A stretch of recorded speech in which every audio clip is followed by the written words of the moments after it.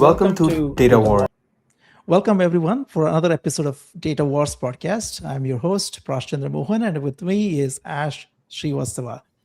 We are thrilled to start a new series this year again. I know we haven't done any episode. Ash actually is the first one for us, and I'm super thrilled to have Helena with us. Ash, I know you are excited about Helena as much as I am. Yeah, So I've been looking yeah, forward to this since November when I met Helena, so I'm quite excited because we'll dive deeper in the topics we briefly touched on at the time.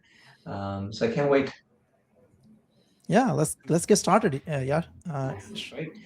Welcome everybody. I wanted to take a few minutes to introduce our special guest today. We're diving today in the heart of AI adoption with a leader who has essentially seen it all. Helena has led enterprise-grade solutions across fintech, telecom, healthcare. Just a very impressive career she's had, and she's built everything from fraud detection engines to advanced RAG systems. She got into AI before AI was cool. She's now leading data and AI at EnStream. EnStream is a joint venture between Bell, Rogers, TELUS. They're all telecommunications company up here in Canada. For those of you listening outside of Canada, and the company focuses on growing trust in digital interactions. So, welcome, Helena. She's a master of driving business outcomes that benefit the greater good. So, I'm quite excited to have you. So, welcome to the podcast, Helena. Thank you so much for having me. I'm super excited to be with you all today. So, yeah. Yeah, Helena, look, we were talking briefly before meeting, and obviously we all have different paths we got here. I have my own path of how I got where I am, but definitely, as I was talking to you, it didn't seem like you had a very linear path to get where you are today. Just looking at your background, you're on arts and psychology, math, and business. So now you're leading AI initiatives. So pretty amazing to see what you've done over the many years. Maybe I think good way to start this is you having directly take us to the back at the beginning and maybe started talking a little bit about your original dream of what you were planning to do and how you ended up here today. That way, you can also talk a little bit about yourself and introduce to the audience. Yeah, thank you for that question. So, I think as far as when I was very young, for some reason, maybe it's like the show, the TV I was watching growing up with my grandparents. I've always been passionate about social good. And I see data and AI as just some sort of a tool for me to make a mark and make a meaningful impact in this world. So that thread actually ran through like everything I do. So uh, at university, I started volunteering with Statistic Without Borders. At Accenture, I was supporting the ADP program, which just a subsidiary of at Accenture that supports nonprofits and government agencies. And I also, during my time at Scotiabank, I also supported the partnership team in the Women in Data Analytics program. So partnering with different universities to really mentor and guide young women who are interested in data and AI. And I also sort of mentor students through Vector Institute and Accelerate Her Future, leading a lot of different women AI events with the Toronto Machine Learning Summit. And one of the main milestone in my life is founding climate resilient communities, which we'll chat more, I think, later on as well. And I have also started focusing on healthcare and public sector at Calium, and now working at EnStream. So we're trying to basically reimagine Canada's digital trust infrastructure. So it seems like a lot. I have done a lot, but the path of getting there is like nowhere near being a linear path. So I have spent a lot of time watching movies when I was a kid, especially from Christopher Nolan and David Fincher. So that Mhm. really planted my love for storytelling and psychology. As you know, it's like a lot of thrillers, psychological sort of movies. And I started making short films in high school in China and then Mhm. moved to BC when I was 15. Also continued to make movies. But when I first moved there, it's quite isolating. So we actually got students around from all over the world, like from Brazil, Thailand, Japan, Korea. but most of them didn't survive the first year, and they just decided to transfer out or went back to home country. So to me, drama school is drama classes become my refuge. So really my way of understanding this new world with different culture, different language, different dynamics from the cultural side as well. So when I initially trying to apply for university, I really wanted to study film and filmmaking. And as you can know, I think a lot of the maybe Asian communities and people would know, traditionally you always have to go through like STEM, like math, engineering, doctor, lawyer. Uh, Being like from immigrants family, like that's the only viable path. So Yeah. for me, it's like, okay, I don't have the money to like, pay for my own education in filmmaking. So I compromised. I decided to study like math, which I didn't know I was actually becoming so interested into, and business on the side while, running a film club at the University of Waterloo, and while studying also taking getting my BBA at Laurier. Um, Unfortunately, in my third year of university, I got hit by a car as a pedestrian, and it It's was a a hit and run. It quite a was a journey. yeah, yeah. It's like literally, I was like going up, and I was also struggling. Like third year of university wasn't easy at all, especially math. So that had a it's really painful to go through that period of life because you Mm, have to deal with like concussion, chronic pain, and for me, again, Asian family has very limited understanding of mental health, and for me, that was one of the darkest period of my life. mm, But it really forced me to start to reflect and become more self-aware around my mind, around my body. And that's when I sort of learned about like a lot of things we're not just doing in this world, but it's really about being. And and the psychology world also opened a new way of seeing things to me, understanding the world, understanding the intergenerational trauma, understanding the colonial history of this mhm. country and many other countries out there around the globe. So that's sort of like how I have landed from, being a immigrant teenager from China to where I am now. Well, I must say, it's quite a journey you got for sure. I think um, going through, you know, being just an Asian, growing up in China to dreaming big and doing all the amazing things you achieved is just feels like an amazing journey to me. And not to overlook the fact that what those kind of things that happen in life when you are studying, when you're in university one day and the next day you are had to go through a different kind of phase in the journey and darkest period of your life, um, how that shapes your life. I feel like you've taken every one of those things and turned it into a positive, which is amazing to see. um, Really great, That's great fascinating. introduction, Helena. Yeah. I was talking to someone recently. They were, I do mentorship as well, I was talking before, and this person didn't get hit by a car, but he was crossing the road, and someone was about to hit them. To avoid them, they jumped out of the way and landed on their shoulder, and their shoulder got dislocated. And this person didn't even stop; they just kind of drove away. It's been about a year, and they're still kind of going through therapy for the shoulder. It is quite a life-altering event to go through something like that. And just being alone and kind of going through all of this, and like you said, there's not much awareness about mental health, especially when you're young. You're taught just fight your way through it. That's what you're taught. Just like don't complain, just gonna fight your way through it. And Mm, most people tend to do that, but it kind of leaves these emotional scars on you, which you don't know how to heal.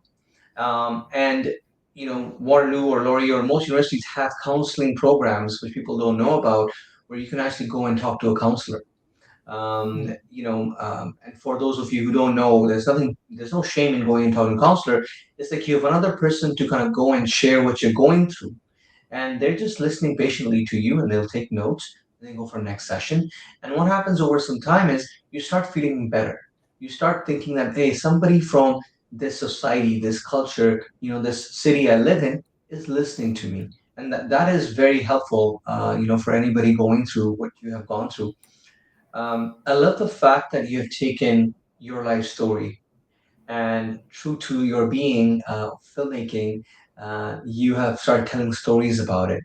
You talk a lot about data being able to tell stories, and I love how you're taking these data points from your life, and now you've built that narrative, which is going to help so many other people, who are going through, whether it's coming to Canada the first time, or going through sort of, an accident, while a full semester load is on them, and still end up as successful as you are today. So it'll be inspiration for many many people. I want to ask specifically, when did that idea first click for you? That data and technology, could be used to tell a story. Was there a specific moment, a project which you can remember when it became real for you? Yeah, there definitely that sort of like pivotal moment in my life is like the tipping point of me trying to figure out, because I am while I was going through that really dark period of time, I realized like I can't really study full time at that time because with the concussion symptoms, for those who knows, like your eyes have trouble focus, you can't really read and process information. So I decided to work for about a month. So I interned at Microsoft, and fortunately, I also had the opportunity to work with their Microsoft's AI for Good program. So for those who don't know, it's basically I don't know if it's still as active as before, but it's like thinking about how to use AI for Earth, AI for humanitarian actions, AI for like many different things. So that's sort of when I clicked because I started sort of leading their AI education program for higher education. So like people who are in university or graduate school. And we ran a lot of different boot camps and hackathons, and the focus is, of course, AI for good. And that's where I sort of see the different possibilities that can happen with stories, with data, with technology. The way how I see it is that data reveals the significance of a specific challenge and a path forward. But to know where you want to get to, you need story to help us envision collectively of what a better future could be. And for technology, it's more around the guardrails. So to me, it should be serving as a tool for governance and execution, and they can't exist in isolation. If you think about it, like all these different three elements need each other. Number have the position and the persuasive power, but the narrative really relates that number in a really warm and imaginative Mhm. way to people, like real people and not just machines. So that's when I initially understand the three entity and their relationships. But really, what deepened the understanding is the work that I have done with Statistic Without Borders, with CRC, climate resilient communities. I think the deepest insights that I have so far are always the same. So when we think about people's struggle, it's usually systematic. Local problems, it seems local, but it's widespread across globally. And when we're thinking about all of those human crises, they ultimately are ecological crises. And data's power is really lies in revealing those connections when we're thinking about how are climate change amplifying racial inequalities. Not everybody experience climate impact the same way. People in with lower income, people living old apartment buildings without the max temperature bylaw, the landlord is not obligated to provide AC, even if it's 38 degrees Celsius, right? Mhm. And we also thinking about, okay, we're in this new AI world now. Especially when all those LMs, generative AI come out, we have seen systemic bias, algorithmic bias that reflects the settler colonial histories in the Western countries. And working with communities, made me realize that changing the world isn't about technology, isn't about data, but it's about people to people, that connection, and having that trusted network that influence each other. So to me, I think like storytelling is very important, but I think it also matters who are telling it more than the data itself, or as much as the data itself. So when we think about traditional data storytelling, it's usually like the outside experts coming into the communities, collect that data, and then use that data for some sort of policy or consultation. But I believe that data should be collected and interpreted by the communities, because data is a tool. And what the story tells depends on who is telling the story and for what purpose. So to me, I think that there's such a barrier to data storytelling, to using data, to collecting data today. And I really want data to become a public language where everybody can learn and shape, and not an elite dialect that many of us are privileged to know and know how to use it. But I really Yeah. hope that through CRC's work, we can sort of empower more people to use data to advocate for their needs. Hmm. Well, what you said about the person who tells the story matters as much as the data itself. And I've never thought about it like that. It kind of shows the influences you've had with Nolan and other movies you've seen. The director is the most important person because you get to shape a narrative. And when I remember seeing movies as a young person, I never thought about that. To me, it was always about the main character. Oh, you know what? This is what happened. But as I've kind of aged and understood more about life, I realized that it's more about how the story is told. Those are the hidden heroes, and that is so applicable in data as well. As what you tell depends completely on the perspective you have and what you're trying to do with the data. I wanted to just switch gears and talk about some hard tech stuff. You've worked in banking and fraud protection, and these are industries which are very cautious in adopting new technologies.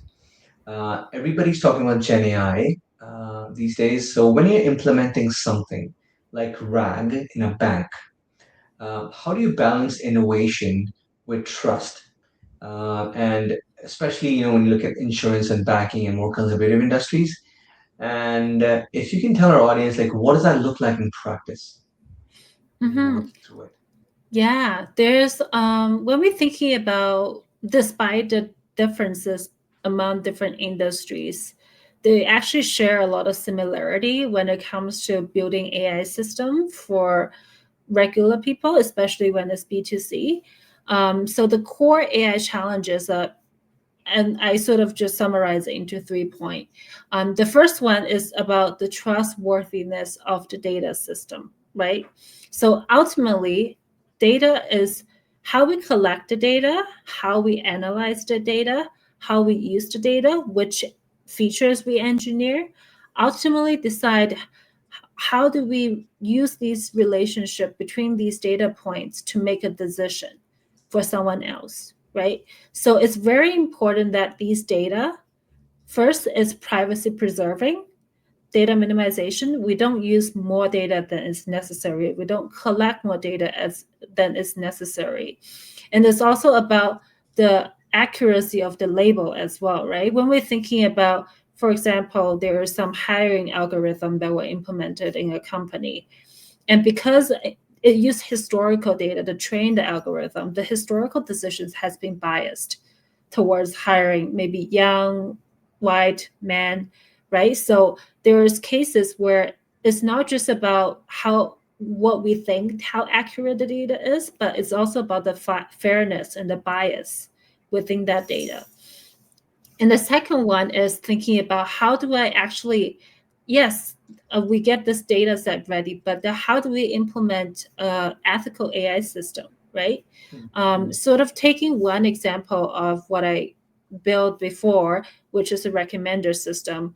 At the bank, we have many different demographic attributes that we can use to figure out what product we should be recommending to them. So there's sort of like maybe two types of AI risk here. One is around discrimination, Mm, right? So whether I'm only recommending like low tier credit card to maybe newcomers versus someone has been, established or privileged group will get recommended something that's more like premium and also more benefits, right? So that's considered discrimination. And then you also have another problem, which is uneven performance across different groups, right? So I may have high accuracy for people aged between 20 to 30 because they are like very digital savvy, as opposed to someone who's above 60, right? So how do we make sure that the outcome of the predictions has similar level of accuracy across all different age groups? So those are the things that you have to consider and have to test, and thinking about what features we need to engineer more responsibly to be able to combat those bias or to make the system more fair. Um, and then the last point I would say is that um, the design of the system itself, even from like framing the problem and designing the problem, it has to be human centric. If we're serving a person, a real person, we have to make sure that we center the design, center the benefits on those real people. And it's not just the triple bottom.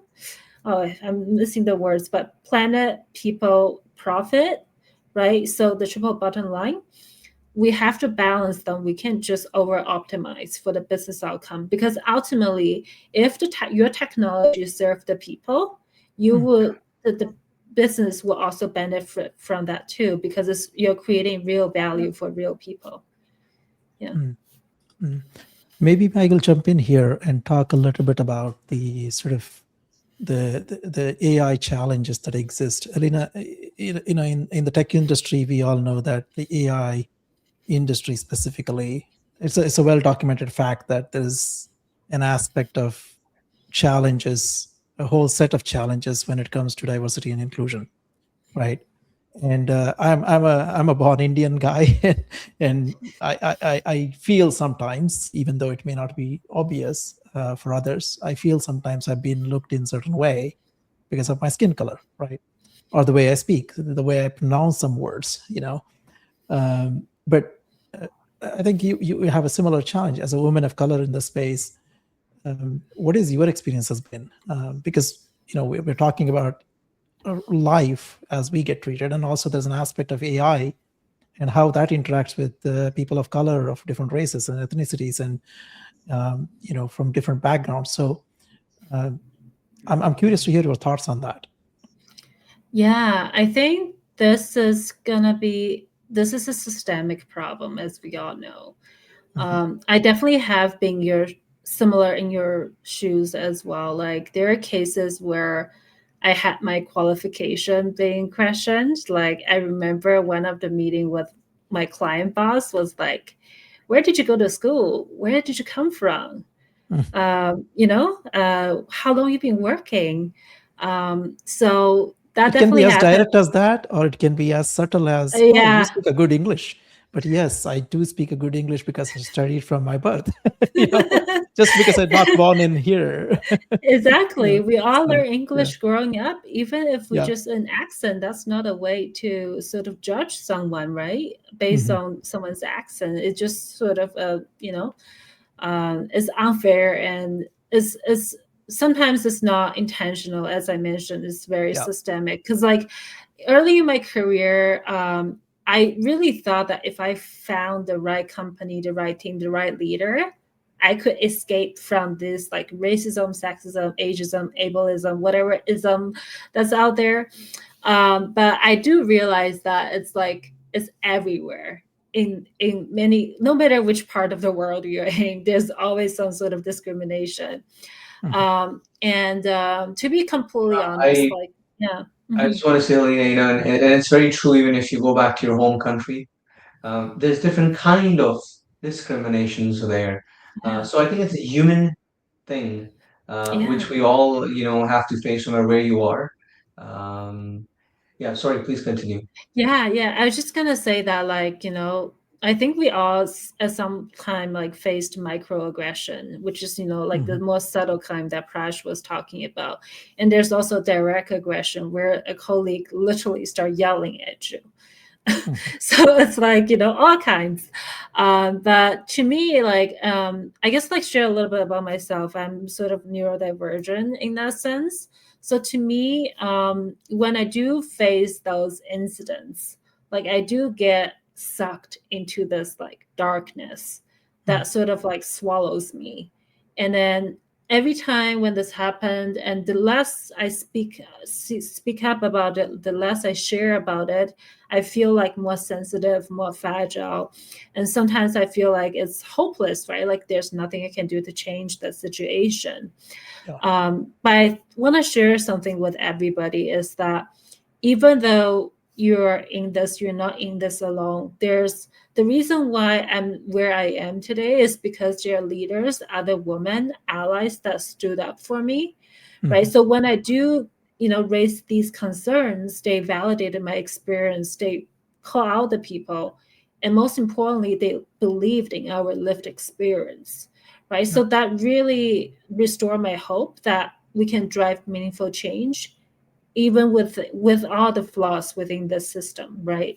So Good people, that's yeah. there's people who, of course, Mhm. are supportive, which try to do, I remember our professors, there's always like, the hand of God, the helping hand, the open-minded person. There's a really good documentary on Netflix, not a documentary, it's sort of a TV series called Colin in Black and White. Mm. It is on this microaggression, and if someone doesn't know what microaggression means, I would recommend they watch that TV show. It's a true story based on the NFL quarterback. He's not a quarterback, but NFL player Colin Kaepernick. He's a black guy adopted by a white family. And the story, gets deeper and deeper. But it's a great view the way he has presented it for anybody to understand exactly what you're talking about and how subtle these jabs are. Um, so Yeah, yeah. Sometimes it feel like you just feel like something doesn't feel right, but you can't really pinpoint what it is, yeah. And then like I didn't even know like what I went through like was microaggression until like I sort of like I became a fellow at the Accelerator Future. That's like my first exposure to like, oh, that's what it is. That's why I feel so sad. I feel so Yeah. upset after hearing those things, how people react to what I say. So yeah, that's I think everybody who definitely we all have different lived experience and we all experience some shape or form of this, but do I want to sort of share one thing that I hope like the audience can take away from it. Sometimes that like there's a lot of expectation that were imposed on us, whether it's from family, whether it's from society, especially people of color, women. We're expected to behave in certain ways, follow Yeah. certain norms. But really, after the car accident, made me realize that I only get to live once, right? And I need to know what actually matters to me, right? Out of all those list of standards, expectations, perfectionism, that people pleasing, right? Like what are the things that I hold on as my values and beliefs? And I think that that really helped me to find a path forward. I think that's an interesting point where we can probably little talk about how does that experience that you have gone through, Helena, has translated into how you treat the teams that you work with. How do you interact with others who are possibly in the same place as you are, right? Coming from different backgrounds and ethnicity and whatnot. So I'm just curious how that is translated into your leadership style. Yeah, I'm still learning and growing as a leader, and I don't see myself ever in like a hierarchical sort of like a place. Because to me, I treat everybody I work with as like communities, like community members. We are all part of this. And it's not like volunteers like I work with at a CRC. There's no reporting structure, but we're just simply humans that care about the same thing, and we're trying to co-creating something awesome together. So for me, what that means is that when you lead, when you talk to someone, you stay curious with a beginner's mindset as part of the pillars of mindfulness.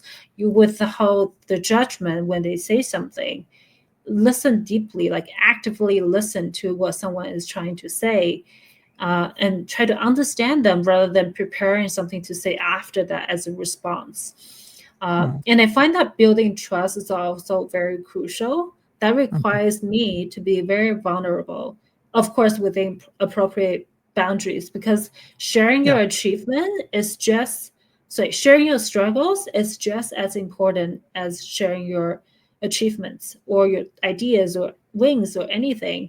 And we need to stay open-minded, right? Especially at CRC, we have a very diverse group of volunteers, and everybody bringing different perspectives. Like nobody see things the same way. So it's very important that when someone's ideas challenges your assumption, you don't just close-minded, shut it down. Like you're really trying to understand, because ultimately, what we do is all community, trying to be community-centered, and we have to center people's voices, right? We have to co-create. Um, and then when people feel like they're co-creators of the vision, mission, the impact, rather than the executing someone else's plan, they show up completely differently. Like they take ownership, they're super accountable, they always share their ideas, they bring their full selves to whatever they do. So to me, again, this is going back to what I said earlier. It's all about human to human connections, and just like having mutual respect and genuinely curious about each other. So that helped build the trust in the work that I do with the people that I work with. Yeah. Yeah.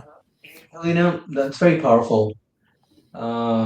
Just, titles and roles matter less, mutual respect and curiosity, listening intently, you know, those are things which everybody needs to practice. You mentor, young women through programs like Accelerate Her Future. You're also involved with the Vector Institute's Impact Mentorship Program. So when you're working with women who are early on in their careers, especially those who might be dealing with, imposter syndrome, it's very common, or feeling like outsiders, like I don't belong here. What do you find yourself saying to them most often? Yeah, I think that I will start with this one because I think I mentioned this at the event that you organized as well. Early in my career, I was like very obsessed with solving like really complex technical problem. That's great. It's driven by intellectual curiosity. But I didn't realize that the why always comes before the how, right? So understanding why you're doing this, like who does the thing that you build actually serve, what problem does it solve, what impact does it have, like before you go into just start building, you have to think about these things, because when we're thinking about human-centric technology, when we're thinking about community, serving the community, it's always about the why, and why guide everything else. And then the second one I would say is that I didn't get here alone, right? I had my mentors, my sponsors, my peers, my allies. They all they're all my like super support squad. Like they cheer me on, um, and people showed up for me. That's why I'm here today. That's why I'm still here, right? It's always about the communities that you have, the support network that you have. That's the most valuable thing you can have in life, is to have people to bounce idea with, to share your happiness and sadness. Yeah, I would say like build your support squad. That circle of influence play a huge role in how you grow and how you learn. Yeah, and then I will also say that like it's great that you brought up the point about perfectionism. I have been definitely very much like that, like having unrelenting standard, and sometimes early in my career I imposed the same standards on the people that I work with. It didn't go well. Just let me say that it did not go well. It's the most destructive thing, expectations that you can put on someone. Like how we learn and grow is by failing. right? It's failing is not necessarily saying that you're a failure, but you're willing to experiment with things, you're trying new things, you're learning through the process. That's what matters the most. And the other part, I want to also like demystify one of this like typical advice that people always give to young people, which is like, oh, find your niche, be deep, go deep right away. But I see that as like, you know, as women, as people of color, I think that translator capabilities is really something that we are uniquely positioned to have. We can sort of work across culture, work across disciplines, work across different type of people with different experiences. That's something. That's a massive advantage. Like you shouldn't be minimizing that. You need to be utilizing that as your strength. Um, and that's something that I really feel like sometimes that's being overlooked, right? Especially like growing in an immigrant family. It's like, oh, you have to be really good at math, or you really have to do like the best engineer out there. So that's something that I feel like that narrative needs to shift, really. And this goes hand in hand with that perfectionism idea. And then the last one I want to say to like all the, you know, whether you're people of color, whether you're young, whether you're a woman, whenever something didn't quite right happen to you, remember you're not fighting for yourself. You're fighting for everybody who are going through this together. If you speak up, every time you speak up in a meeting or challenge a really unfair decisions, like you're basically supporting another person and you're paving a path forward for people who are going after you. So yeah, that's what I would share. Yeah, it's I love basically that. everything I say whenever I mentor someone. So yeah. I I love the was part just that you making, said where. Oh, sorry, Ash. Go ahead. no, I was just making a quick point. Yesterday, I was just thinking to myself that there's so many things we do in life where we consciously don't register who am I doing it for? Mm, You know, whether you do something and you don't do it well and life gives you feedback, instead of learning from that life lesson, you tend to, look at an Insta video, TikTok, and oh, let me try what that person did. So I find that, believing in yourself to what you said and taking feedback from your own actions and strengthening that voice inside you is very important. So yeah. back to you, Prashant. No, I was going to say the same exact thing because you mentioned start with the why. I think I'm a huge fan of Simon Sinek, and when he wrote the book Start with the Why, that was an eye opener for me because we don't think of that way many times, right? We get straight into the problem and try to, because the humans that we are, and we tend to always solve problems and find creative ways to solve it, and then claim that, hey, I solved this great problem, but without saying or asking the why. I think sometimes we get lost. I think that was a very good point. So maybe this is when we probably can start talking a little bit about the other side of the equation, that I want to explore a little bit with you, Helena. So I want to discuss the climate resilient communities. I remember, when we were talking earlier, I think you mentioned something along, one of the first workshop you did, you asked the high school students how they felt about climate change, and the response ranged from despair to anxiety, hopeless, helplessness, and hopelessness, sadness, frustration, all that.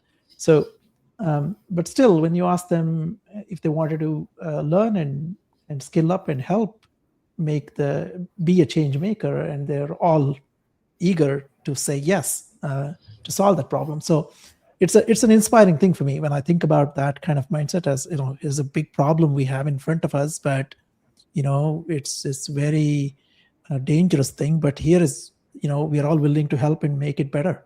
That's an amazing thing coming out from a student. So um, I think I felt like when I heard all of that, it felt like there's something deeper at play here. You have been closer to the climate discussion. You spent a lot of time on it. I want to hear from you what that experience was like, and maybe shed some light on that aspect of your life. Yeah, thank you. Thank you for bringing that up. Like CRC is very much dear to my heart and it's something that I'm super passionate about and I want to keep growing. And to be honest, like when we first started, we're just like the typical human aid organization, you parachuting into the communities, like we have data skill, let us help you. Unfortunately, it does not work that way. That does not build agency, because you just like literally do stuff for them, and or you sometimes just, you know, build something that they don't even understand or need. So what shifted everything is when we start partnering with community organizations, like some of the community leaders, frontline workers. We start learning that, like, oh, they're already doing like a lot of climate resilience work, even though they don't really call it that, but they're doing it already. And the idea is that we learn that like it's not necessarily like right to sort of impose the solution or bring our well-intentioned solution to those communities, but really help growing what's already there to help them grow stronger, helping them like amplify their voices. And when we're thinking about like the example that you brought up around the students that we taught at a climate like heat vulnerability using data to understand the impact workshop, that really come from a feeling of powerlessness, like climate change is happening to me. And but the agency, like what give them that courage to act, is like they get to shape what the future look like, what happens next. I think that's the tipping point, right? When we're thinking about even Malcolm Gladwell's book, like the tipping point, to me, that's the tipping point. So through that experience, like we start sort of designing our organization around like basically 3 different commitments. The first one is that like we often say, like there's, just give one example. When we were running one of those workshops at Jane and Finch, when the student asked us, which organizations do you work with? And we're like, climate resilient communities. And it's a mouthful of words that doesn't make any sense to them. So, so basically what we learned is that climate work should not require decoding jargon or technical languages. It should be easy to understand for anybody that who want to help, right? The second one is that the growth, so the communities are already doing all of this. And what the best thing we can do is kind of like when you're growing like plants and growing crops, they're already growing. So the best thing we can do is to create conditions for it to like flourish, right? Like give it a little bit of like plant food, sort of giving it some sunlight. And how do we connect the system together, connecting the isolated dots to make this even better, the system even better. And then the other part I feel like also really changed, kind of going back to that hopelessness to agency perspective. It's like when you thinking beyond just survival and start imagining what does better future look like, that feels like the climate impact feels less of like a doom, more like a possibility. So that gives people a collective vision to work together towards. It's like when you're rolling a boat, right? This is very true in the climate sector. Like we all want the best thing for this planet, but we're all rolling at different pace to different directions. It's very siloed. It's very important to have that collective vision of where you want to be before you even start rolling towards that, because otherwise we'll just be going all over the place. Yeah, so that's something that we did. I think it was like last year during Toronto Climate Week. We're bringing like private sector, government, nonprofits, communities all together to really sort of envision like what does that possibility look like? What kind of common challenges do you share? So for us, like when we're thinking about resilience, it's not just about how do we weather the storms, but also about how to grow, how to start create a new beginning. How do we flourish together collectively? Yeah, so like when we think about climate work, it shouldn't just happen to communities, like it should be by them. And we're just here to support them to grow better, grow stronger, grow more resilient. And yeah, we're going through some organizational changes as well. So for those who are curious about what we do, stay tuned for some organizational changes that we're super excited about as well.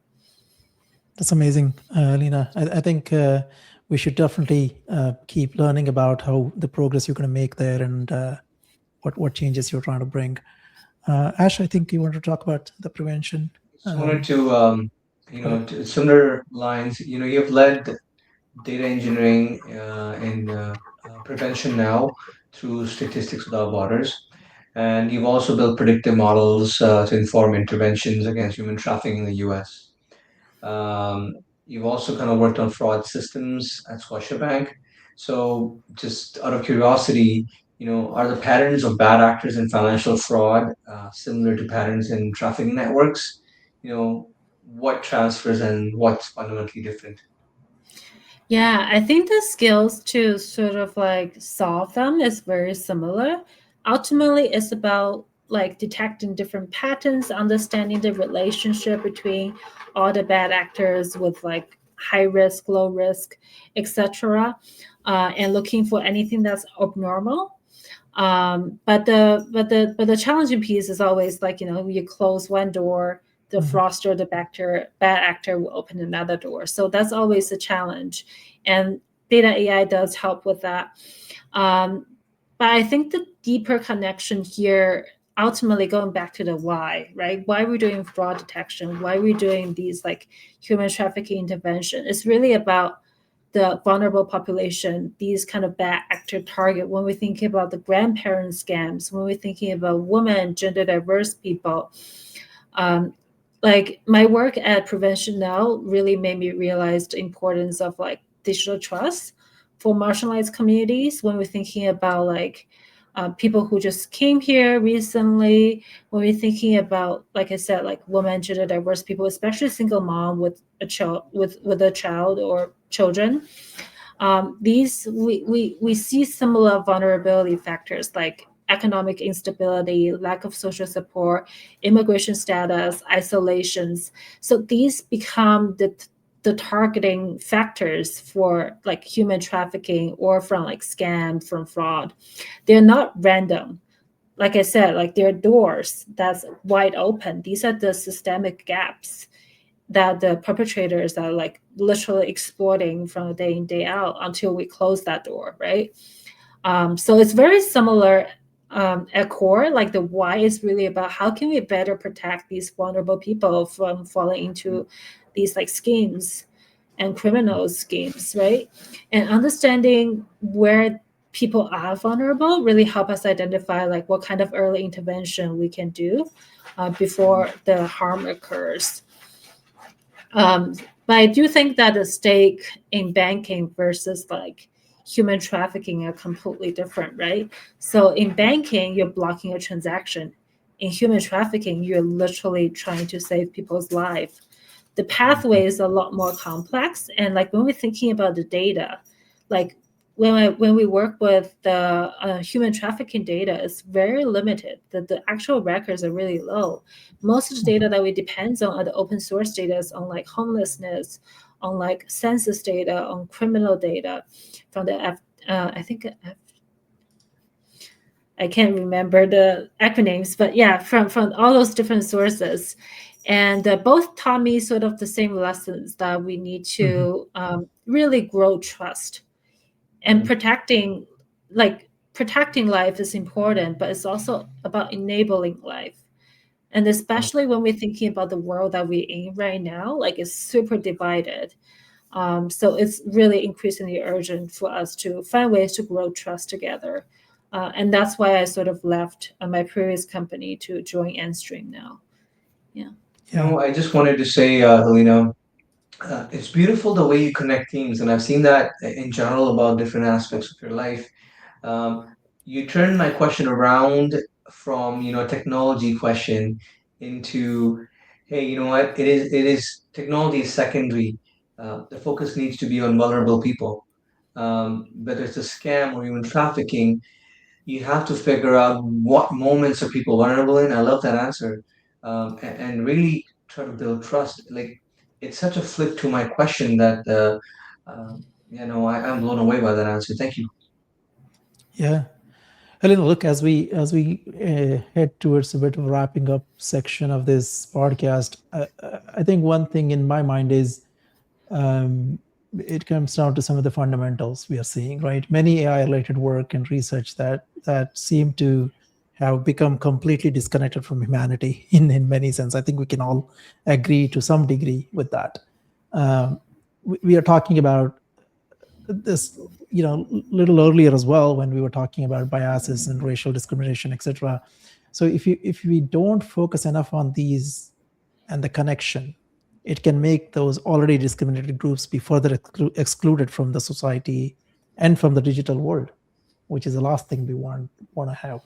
So as the AI continue to grow and through these agentic workflows and the massive LLMs we're talking about, what steps might we take that to bridge the gap between AI development and the people it will make an impact on it from your point of view? Because this divide is only getting wider, I feel like. But maybe you have a different point of view. Maybe it's getting narrower now. Just curious to hear your thoughts on that. Yeah, I think this is a very thoughtful question, and it's also a very difficult question to answer because there's no necessarily like one right path that we can go to suddenly make these things connected to human and where we are today. Like I think when we're thinking about how do we reconnect AI to the people that actually affects, like when we're thinking about the end users, like the people who are using it every day, it really requires a shift, like a fundamental shift in who holds power in AI development. So when we're thinking about the root cause, like thinking about who actually write the rules, like the constitutions for these AI systems, right? Thinking about our responsibility to present and future generation and some of the basic ethics that we're holding should be upholding today, they're not necessarily aligned with the system that's designed, like the privileged field design.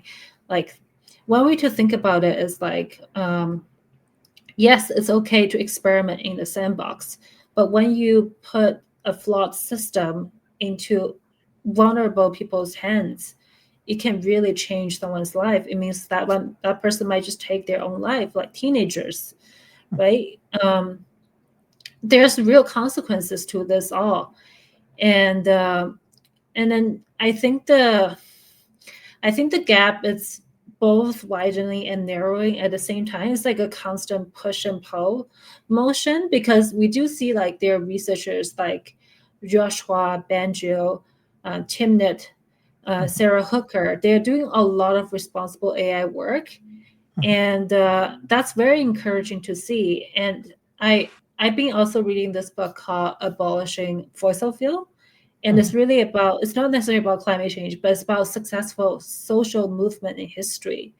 And like, I'm really holding on to that hope that we can still reshape the world through our collective social organizing.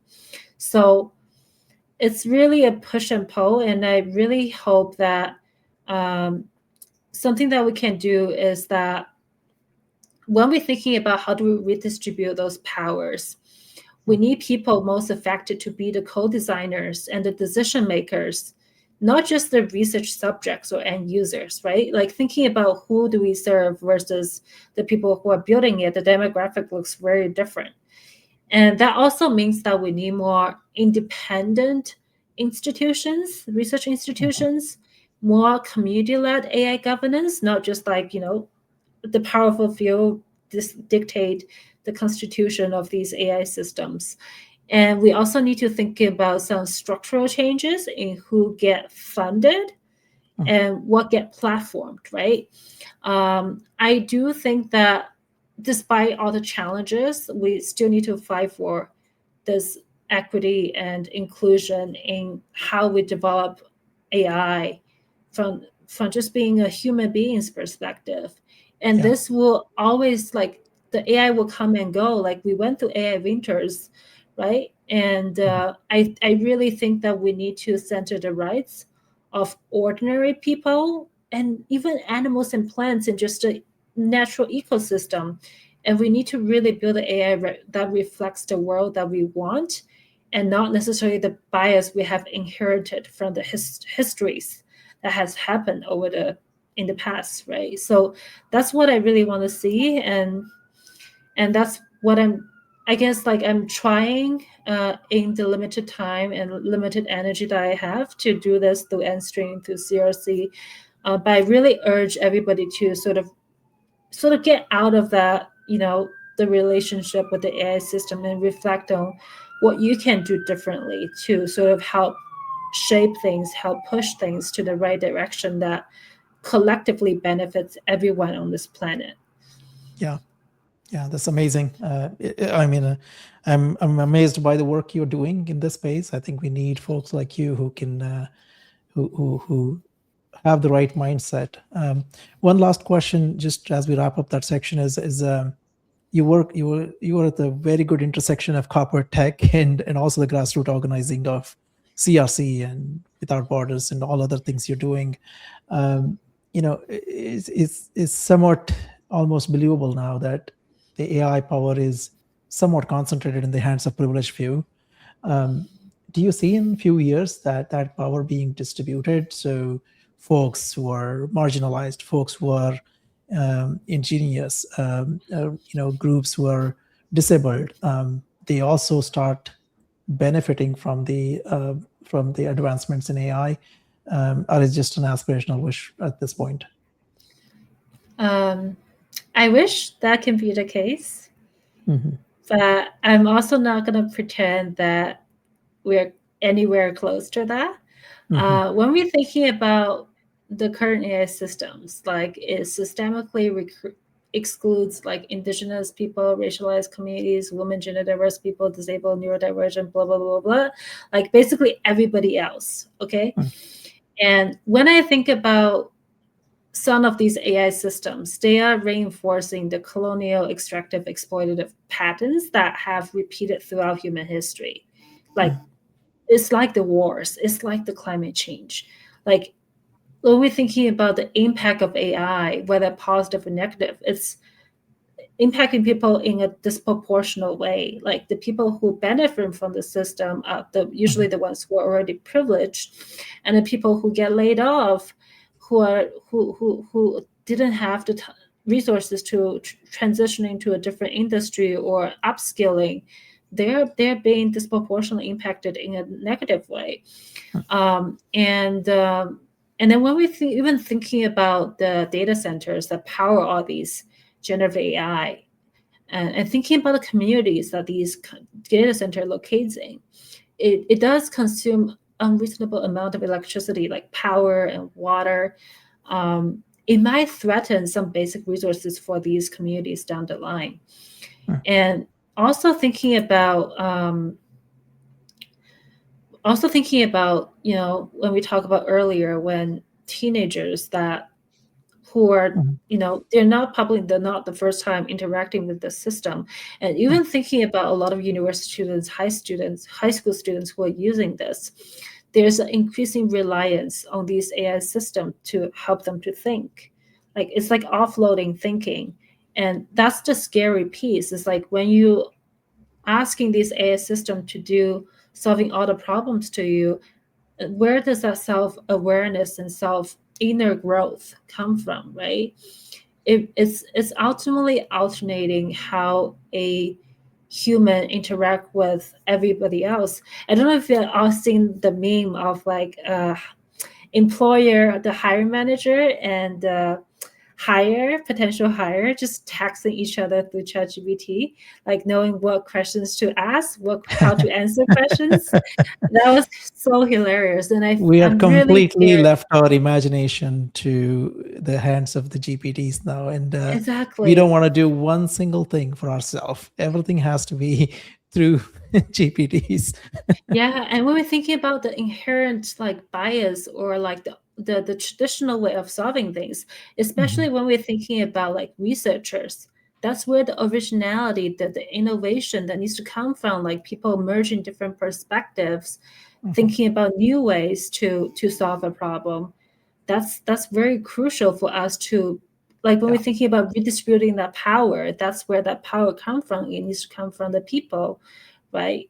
Whose views and perspective and experience is not being represented in these AI system. So yeah, I think very aspirational to say that we can achieve that, but I think we need to continue to fight for that, no matter Yeah. what it takes. Yeah. Before we let you go, Lena, you've talked about so many things, which has opened my mind, at the same time inspired me. So I want to ask two questions along those lines. The first one is, for our listeners who are young, who are immigrant, who are in the minority, who are a young tech worker or a woman in tech, or any of the neurodivergent engineers who feel that imposter syndrome is kicking in, what do you wish someone had told you during your darkest moment, especially after that accident, when you're recovering alone without family support? Yeah. I think the biggest takeaway is that your differences are not obstacles to overcome. Mm, They're your mm, unique advantages. Like if I had never had those like negative experience, um, like being marginalized as an immigrant, having that obsession with films, even though I cannot pursue it. And the trauma I have experienced, either as intergenerational trauma or whether it's from the accident, I learned how to be deeply empathetic, right? So that let me see the blind spots that a lot of the mainstream AI people often miss. When it comes to like AI development or AI research, right? So it's really about just hold on to who you are, holding on to your values and beliefs, hold on to your experience and let it turn into an opportunity for reframing and growth. I think that's the biggest takeaway. And then the other thing I would also think about is like oftentimes like I had this like weird idea as like a kid, probably my family somehow planted in me, like, oh, you need to be the Bill Gates to make some meaningful changes, and you don't need to wait until you're like rich enough, strong enough, capable enough to start making changes. Like I had no idea what I was doing when I started CRC. I basically just like start talking to people I meet Mm. at different like networking events, and then like posting things like I have these ideas, who want to work with me. So that's basically how I started CRC. And like even Mhm. when I'm leading AI projects at work now, I'm still like not sure. Am I doing the right thing for this company? Am I considering everything enough? But it's Yeah, all always those uncertain moments or unready moments that we create the most meaningful impact in our life, in other people's life, because we're creating something new. We're doing something new that we haven't done before. it's amazing. When you were talking about that, what came to mind was uh, the Canadian Prime Minister Mark Carney gave a speech in Davos about the power of the powerless, which is trending on social media quite a Yeah. bit, and it reminds me of what after what you said, that you have to be strong enough to start making change. You just have to kind of take the sign down, in his words, that you're ready to change and make a difference. So That my speech next was question, the amazing, last by the question. way. That speech was one of, I think, is going to go down in the history as one of the best speeches Did in you the hear that, in the. Prash? I was not sure if you heard it actually. I did not stop anywhere as I heard him all the way. So Oh yeah. that was powerful. That's the kind of leadership we need now. 100%. It gave me goosebumps. It really kind of, I don't know, I felt proud in a sense that, oh, wow, I didn't expect that from him. So I was very proud to hear that. Yeah. Um, my last question for you, Helena, is, if you were a machine learning model and, you have said you want it to be an evolving reinforcement learning system with collective well-being as a This is a reward mental function. challenge, man. You Yeah. are. I'm just putting it in her own words because she's just downloaded so much on us that it'll take me a week to just process everything she's been talking about. So that's why I'm kind of talking in her own language now. Um, so yeah, I was saying that let's say that you were a machine learning model and the collective well-being is the reward function, and transfer learning across domains and multi-agent collaboration is a one super intelligence. Okay, so these are going to be your reward functions. Now, you also said you want it to be open source, and not that others can copy your path, but so they can see the possibilities that exist. Okay. So, what one possibility you hope your story opens up for someone listening today? Yeah, I think, like I said, right, if my life is, I want my life to be an open source model because I hope someone would like fork it and build something even better, like their own version of future filled with diverse possibility of collective flourishing economic ecological coexistence, right?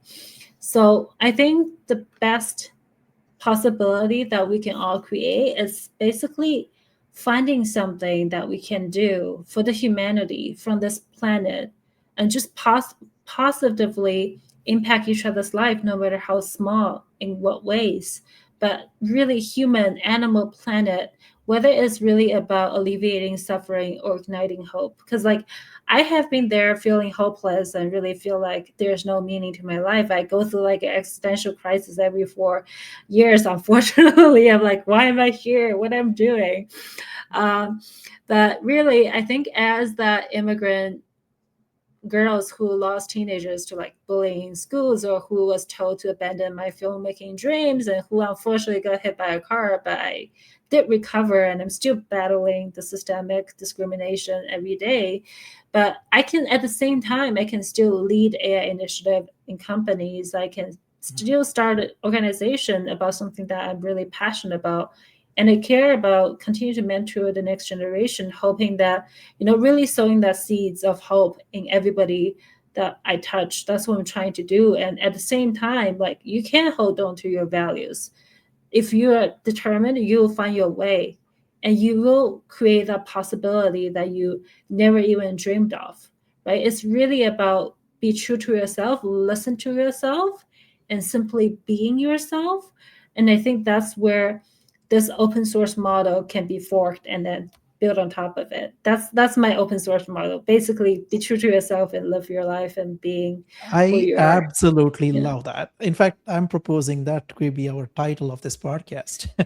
How do you, I was literally proposing here for the team, how do you create an open source life that ignites hope and drive meaningful Open change in source life. others? I was blown away, Helena. I'm going to right away tell you, I know Ash is going to supposed to close this, but I'm absolutely blown away by what you just did today. It's amazing to hear this.